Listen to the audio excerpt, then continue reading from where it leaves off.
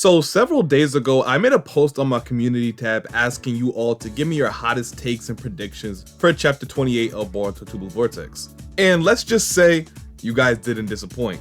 So of course I went ahead and picked out 10 comments on what I consider to be the best out of the comments that I got on the post. As long as you guys keep commenting and dropping your predictions, we're gonna keep this going. If you want to be included in these type of videos, all you have to do is subscribe and keep up with the channel. I always tell you guys when I'm looking for these specific comments, so it's pretty hard to miss. But anyway, I got my 10 comments right here, and I'm ready to get into it. So without further ado, let's get started. So I think I'll start things out with this comment. Doesn't seem too crazy. So it reads, so I think the chapter will start off with a little flashback of the days of training, showing Inojin learning his new jutsu, Boruto aura farming, and Sumire working on Boruto's sword, pause, and Hima still training with Kurama, and Chocho taking a potato chip and eating it. Wait, I don't understand, why would that be pause right there? Huh? But yeah, I get why you would think about us getting a possible flashback. Only thing about that is, Ikemoto likes to do flashbacks during bigger reveals, or when unexpected things happen in the series. I'm not saying it's not possible, because it definitely is. All I'm saying is, if we were to get a flashback, it would go outside the norm of what Ikemoto likes to do. There has been a considerable amount of flashbacks throughout the story so far, and most of these flashbacks came directly after something significant happened. The first flashback occurred in chapter 5, the very chapter after the Shinju first appeared into the story. That's considered significant. The second flashback was when Boruto first met up with Kashin Koji in the timeskip, which was also when he first learned about prescience, or 10 directions. And what happened the chapter before? Boruto and Sarada defeated Hidari, and Jura left Boruto on the brink of death. So yeah, this is a pattern that stays consistent up to this point. We had a flashback after Sarada revealed her MS and its ability, also after Kawaki saved Boruto from Jura. These flashbacks weren't necessarily the same length as each other, but they were 100% flashbacks and the only instances where a flashback took place. So when we take that very important factor into account, we look at what happened last chapter. I don't think nothing crazy happened for me to confidently say we'll be seeing a flashback. Maybe if something crazy happens this upcoming chapter, like Boruto using the Karma Seal, it's just an example, but if something like that happened, we could be seeing a flashback to the conversation between Boruto and Momoshiki, and in that conversation, new details about their deal could be revealed. So as much as that flashback would be entertaining to see, from what Ikemoto has shown us so far, I'm gonna say that's highly unlikely. But hey, anything is possible. Okay, so for the next comment, I think Daemon will get humbled by something or someone. I've been seeing this is a very, how should I say, reoccurring topic of discussion from a lot of people, especially in my own comment section. I have talked about Daemon versus not only Mamushi, but the Shinju as a whole a lot throughout the series. And that fight relies heavily on whether they can bypass Daemon's Shinjutsu or not. The strongest person that Daemon has fought so far was Code, who recently got his limiters removed. Now, it's not as impressive when you take into account that there's now multiple characters stronger than this version of Code, but nonetheless, he still made short work of him. Very early on, the Shinju were stated to be far out of Code's league, but that statement still doesn't tell us much, because Daemon is out of Code's league as well. I could see if they were relative in strength, or if Code was able to keep up with Daemon for a bit before he gotten overwhelmed, but no, that's not the case. The gap between Daemon and the strongest version of Code is huge. Too big of a gap to where we couldn't confidently say how a fight between Daemon and the Shinju would go. While Daemon had to tangle with Code a bit to fully cause him to retreat, Jura didn't even have to lift a finger to make him retreat. So obviously the gap between Code and Jura is larger than the gap between Code and Daemon. But we wouldn't be talking about Jura in this instance. I'm pretty sure we would be talking about Mamushi, who is of course weaker than Jura. By how much, we don't know that yet. So to truly say Daemon will get humbled is definitely a hot take. So like I stated earlier, this fight will be determined how the Shinju react to Daemon's reflective ability. Can pure instinct be different from pure intent? Daemon's biggest weakness could be that reflection is a cognitive ability, meaning it works based off how one's brain works. All I'm saying is that if anyone could bypass that ability, the Shinju are the #1 candidate as of now. So moving on to comment number 3, we have, I think we're gonna end up seeing our first glimpses at Shikamaru as Hokage in combat, either in this chapter or the next with the invasion of Mamushi. The beginning of Himawari's combat after fully understanding her unique Jinchuriki status, and most importantly, we're gonna see Mamushi and Daemon stand off where his ass is gonna end up damn near getting Eida consumed. If I'm being honest, one of the Shinju's targets has to end up consumed for us to see that next level of power and evolution.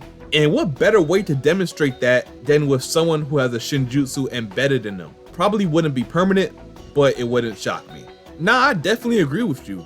I feel like if we don't see one of the Shinju eventually devour their target, that's gonna always haunt our minds as a big what if, you know? I don't know if a lot of people were in the live stream when this happened, but apparently there was a guy who said to have close relations with some really important people that work with the Boruto manga. And he did say a death was coming in the upcoming chapters. This was back in like chapter 25, I think. I chose not to believe him for obvious reasons. In fact, if he's wrong, then he's getting banned for life. But I say that to bring up the notion that this person that could be killed off could possibly be Eida.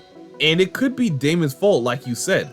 I always said Daemon's overconfidence could end up being his downfall. From little vague signs, which include saying that if she was to die, she would wish that it was Sarada and Sumire to do her in, and also her new relationship with them. I could see Eida being in real danger very soon to where both Sarada and Sumire could be involved. Maybe they could be involved in a fight to protect her against Mamushi, or maybe they could be the last line of defense for her, and a very slim chance that something happens to Daemon. So I will say that if we do see something crazy as a Shinju devouring their target, I'd say it would happen to Eida for sure. Now to answer the other parts of the comment, when it comes to someone like Shikamaru popping out and fighting, I think that would be heavily advised against, just because of how limited he would be on the battlefield, and how important he is to not only Kashin Koji, but to Konoha as a whole. I can nearly guarantee you if Mamushi doesn't directly go to see Shikamaru, we probably won't see him in action. And that's okay, we're not supposed to see him in action. If we need his abilities such as Shadow Possession Jutsu to hold the Mamushi clones in place or something like that, you got Shigadai for that. You gotta realize in Boruto, most of the new gen characters are more likely to get the spotlight just because Ikemoto wants to build these characters up. That's why he gave up Ino's role in the story to Inojin, because Inojin can do what Ino did for Shikamaru as far as his mind transmission jutsu, and he could do more because of his combative abilities. So Shikadai just fits the story more. Like if you're trying to really push Team 10 members into the main plot, then go all the way. And I think we will see him in the story very soon. He was in one of Koji's visions, so maybe that means something for the future. Himawari too. That's why I know we're going to be seeing Himawari next chapter. It's because of her training with Kurama. Ikemoto wants us to know that she's training, for when she does reveal her new abilities, it won't be a surprise to us because we know she been putting in the work for it. I think Mitsuki and Sarada are going crazy this arc. I think Kawaki will get a power up, but will have limitations, and Boruto's sword finna be way stronger. And it won't be next chapter, but I think Eida might die soon. Another person who thinks Eida will die soon. Wow, so it's actually a more popular topic than I thought. I actually didn't know that. This is why I do this video every month. It lets me see what you guys are thinking, especially where the story is as a whole. If that's true, that'll be crazy. And it's also a great loss too. You lose the Senrogan, which means you can't spy on the Shinju anymore in real time or the past. I mean, it's not like losing Prescience, but losing the Senrogan is quite shocking. And it probably means that Boruto would never find a way to reverse omnipotence, if there was even a way to do that anyway. But getting back on track, I agree with this point of Sarada and Mitsuki coming up big in this arc. One thing that I'm most excited for is Mamushi using his division ability more, because the more clones he produces, the more fighting we might see. And from different characters too. I already said that multiple people will have to gear up to fight Mamushi, and I meant that, especially if they're spreading out in the general area to look for Eida more efficiently. We already know Himawari is going to be one of the people who Mamushi will fight just based off Koji's vision. But Sarada and Mitsuki is another pair who I think would be heavily involved, especially Sarada. Ohirume would come in handy against Mamushi clones. If they would need to completely destroy these bodies, and of course the eyes, then she can do it just like how she did Ryu. and multiple of them at that. So just because of her ability, she will be a definite fighter in this arc, and I'm pretty sure a lot of people saw that coming. Mitsuki is a bit more up in the air, but due to his recent involvement with the Shinju in Tsunagakure, I can't imagine he wouldn't fight if he knew they were in the village. And as you said, Boruto and Kawaki are going to be key staples in this arc. I think Boruto isn't only going to show us things his sword can do, I also think he's going to show us things he can do now with his Karma Seal. I said this in multiple videos, but the setup Boruto has been doing recently, whether it's bribing Momoshiki for his power, or getting a stronger sword made from sumire, it's all about to pay off very soon.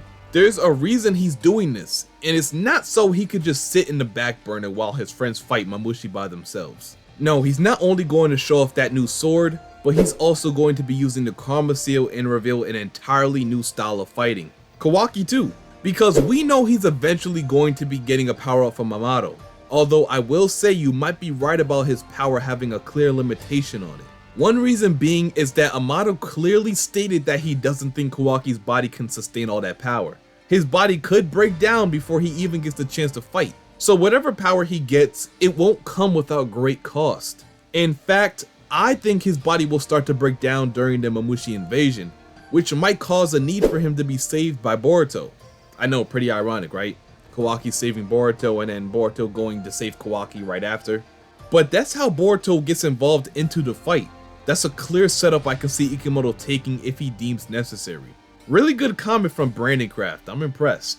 So next comment we have, either Daemon gets humbled or Boruto versus Mamushi. So like I said, I do think Daemon struggles way more than you all think, but that strongly determined whether his ability works on the Shinju or not. They're at bare minimum way stronger than Code, so it's not like the fight would be a blowout or anything. But if Daemon were to win, his ability would be what it is to give him that edge. Boruto versus Mamushi is a topic though. I guess I would say if Boruto does get involved in the fight, it would be in chapter 29. I strongly see Ikemoto holding that as a cliffhanger going into the next chapter, especially since Boruto can use his karma in battle now. So this chapter might be full of people like Himawari, Inojin, and maybe a little bit of either Sarada or Daemon fighting. And when the chapter ends, we could possibly be getting a scene where Boruto just pulls up and activates his karma. That's how I see it. Let me know if you don't think so down below in the comment section, because I do think that's pretty spot on. So now we're a little bit more than halfway through.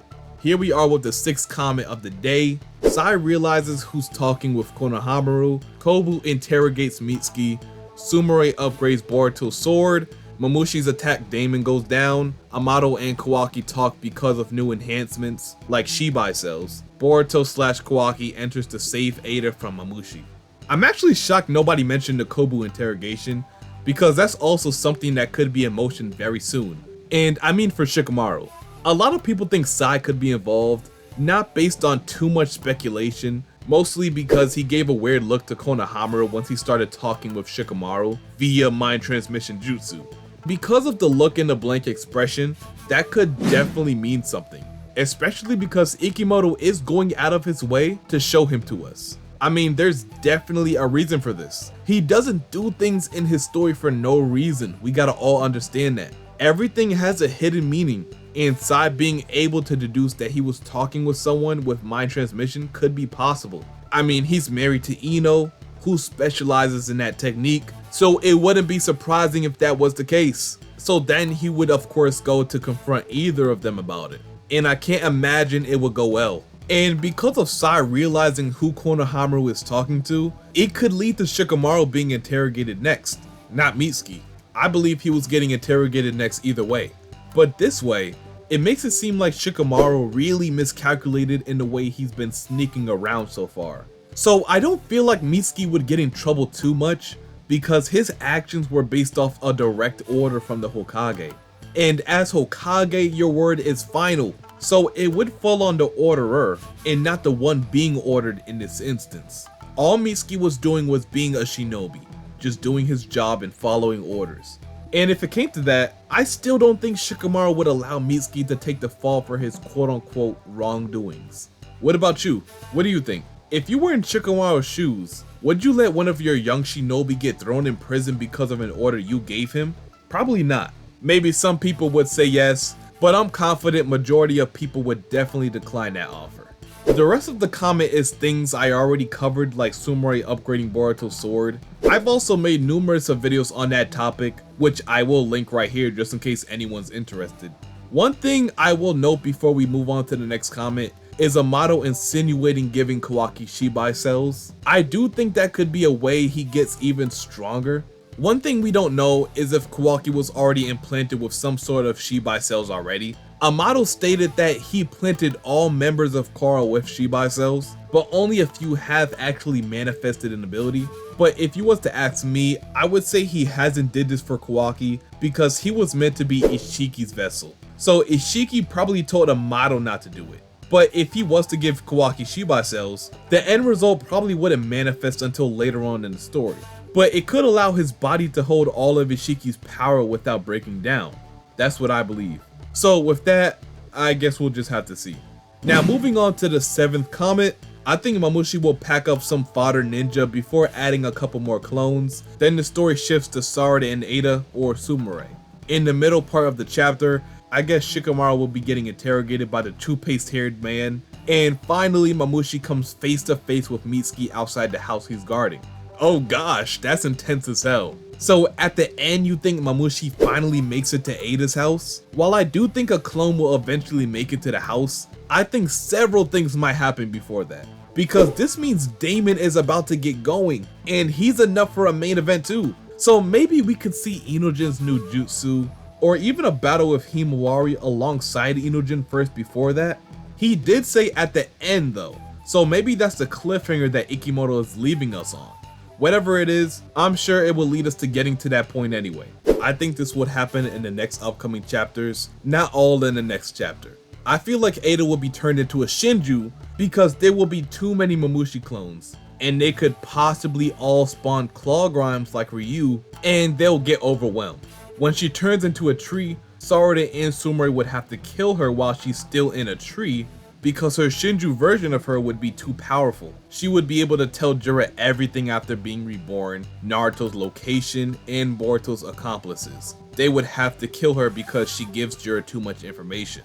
Oh, you know what, bro? I think you might have had the best hot take today. When it comes to foreshadowing, you hit it on the nail with that one. If Eida was a Shinju, I'd anticipate her to be a recon style Shinju. Literally just tell Jura whenever Boruto or Himawari is outside of Konoha, and it would tell him where Kashin Koji is as well. I think that would be so overpowered. You give a character like Jura that much power, something crazy is bound to happen. And like I said, the foreshadowing is just too good, especially if Sarada and Sumire had to be the ones to actually kill this new Eida Shinju.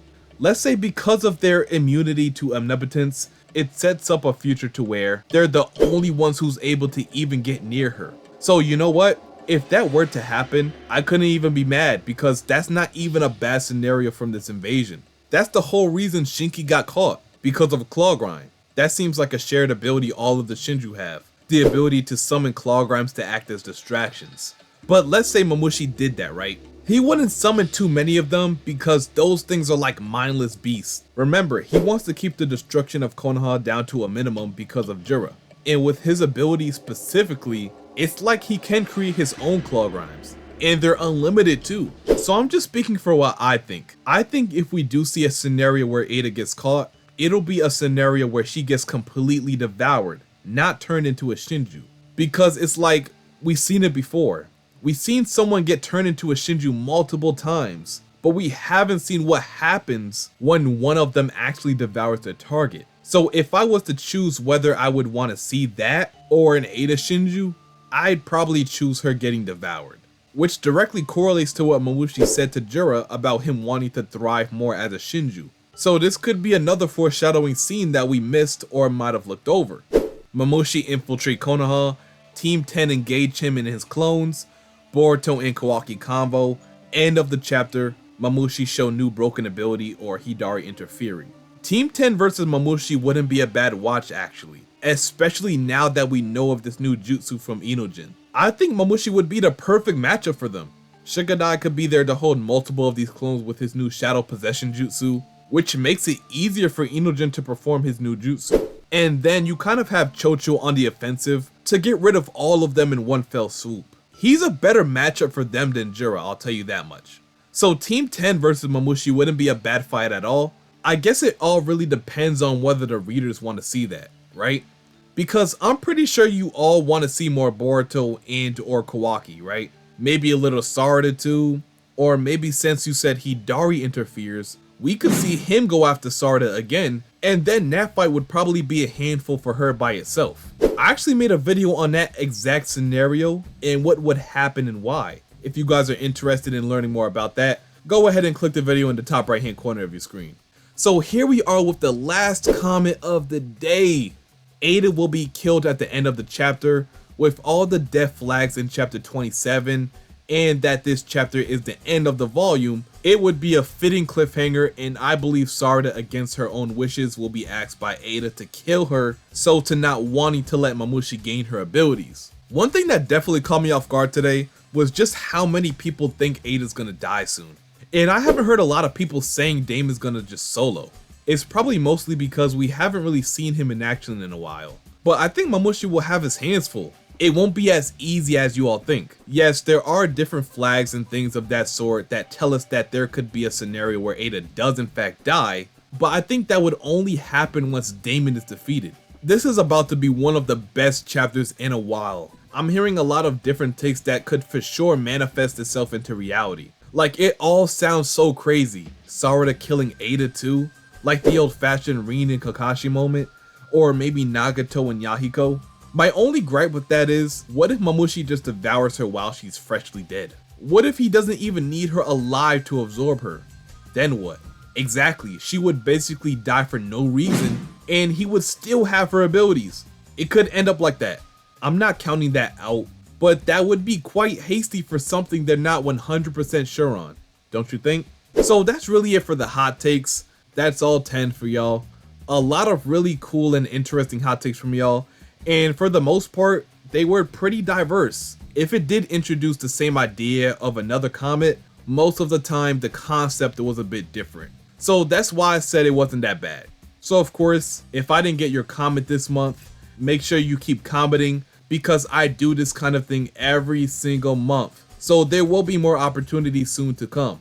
Make sure your comment is interesting and not too long. You know, no essays. Just short and sweet hot takes, just like the ones you've seen in the video. So shout out to y'all for another great month of hot takes. And without further ado, if you liked the video and wouldn't mind seeing more like this in the near future, go ahead and like the video, comment, subscribe, and turn on the post notifications so you know whenever I upload or go live for chapter spoilers. And until my next one, I'll see you boys and girls later, and I'm out. Peace.